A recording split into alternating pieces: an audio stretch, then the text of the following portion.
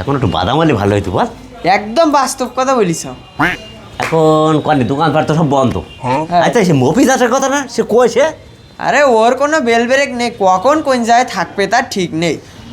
এক এক সময় এক এক ভঙ্গিতে আসবে আর ফাও গল্প দেবে, ওর কোনো বেল ব্রেক নেই। বাদ দাও বাদ দাও। টাকা যদি ইনকাম করা লাগতো তাহলে আর বাদ দেওয়ার কথা মনে হচ্ছে না। ফেলি দাও। কামাই কর আগে টাকা, তারপরে চিপসটা ফেল দিকে কষ্ট করে চিপসটা কিনলাম। এই চিপ নিয়েছিস? খাই খাই।